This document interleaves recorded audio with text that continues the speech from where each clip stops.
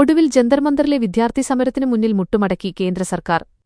കേന്ദ്ര വിദ്യാഭ്യാസ മന്ത്രി ധർമ്മേന്ദ്ര പ്രധാൻ രാജിവെച്ചു.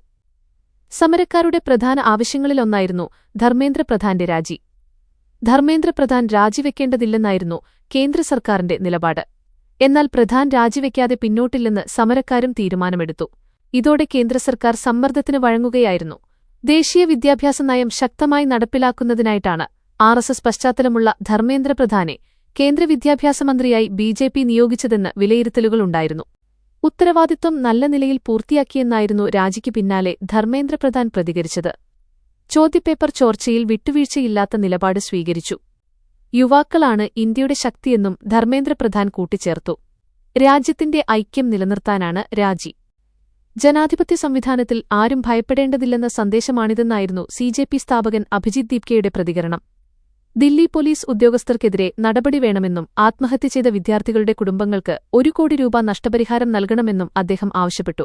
21 ലക്ഷത്തോളം സന്തുഷ്ടരായ ഉപഭോക്താക്കളും 2 ലക്ഷത്തോളം തിമിര ശസ്ത്രക്രിയകളും പൂർത്തിയാക്കിയ മലബാറിലെ ഏക കണ്ണാശുപത്രി Al Salama high hospital, hospital road, Perinthalmanna. ഒടുവിൽ ധർമ്മേന്ദ്ര പ്രധാൻ രാജിവെച്ചിരിക്കുന്നു. സർക്കാരിന്റെ നിലപാടുകൾക്ക് മുന്നിൽ വഴങ്ങാൻ തയ്യാറാകാത്ത ജനങ്ങളുടെ മുന്നിൽ ഈ ഭരണകൂടത്തിന് മുട്ടുമടക്കേണ്ടി വന്നതിന്റെ തെളിവാണ് ഈ രാജി. ജനാധിപത്യ സംവിധാനത്തിൽ ആരും ഭയപ്പെടേണ്ടതില്ലെന്ന സന്ദേശമാണിത്, അഭിജിത് ദീപ്കെ പറഞ്ഞു. ആത്മഹത്യ ചെയ്ത വിദ്യാർത്ഥികൾക്ക് വേണ്ടി സമരവേദിയിൽ മൗനപ്രാർത്ഥന നടത്തുകയും ചെയ്തു. മോദി മുട്ടുമടക്കിയെന്നും മോദിയുടെ അവസാനത്തിന്റെ ആരംഭമാണെന്നും AICC general secretary KC Venugopal റിപ്പോർട്ടറിനോട് പ്രതികരിച്ചു. മോദിക്ക് വാശിയും അഹങ്കാരവുമായിരുന്നു. എന്തും സാധ്യമാകും എന്ന ധാരണ തെറ്റെന്ന് അദ്ദേഹത്തിന് ബോധ്യമായെന്നും KC പ്രതികരിച്ചു.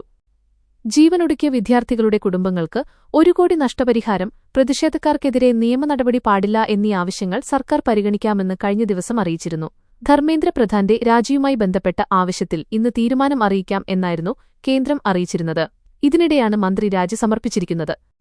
ABVPയിലൂടെ രാഷ്ട്രീയ പ്രവർത്തനം ആരംഭിച്ച ധർമ്മേന്ദ്ര പ്രധാൻ BJPയുടെ യുവജന വിഭാഗമായ ഭാരതീയ ജനതാ യുവമോർച്ചയിൽ വിവിധ ഉത്തരവാദിത്തങ്ങൾ വഹിച്ചു.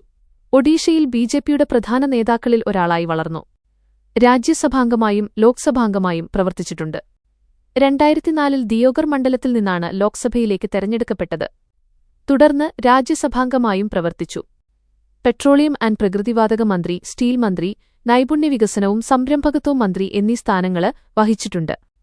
1997 ഒഡീഷയിൽ കോൺഗ്രസ് ഭരണകാലത്ത് ചോദ്യപേപ്പർ ചോർന്നപ്പോൾ അവിടുത്തെ സെക്രട്ടേറിയറ്റിനു മുന്നിൽ 1500ഓളം വിദ്യാർത്ഥികളെ അണിനിരത്തി സമരം നയിച്ച ABVP ദേശീയ സെക്രട്ടറിയായിരുന്നു ധർമ്മേന്ദ്ര പ്രധാൻ.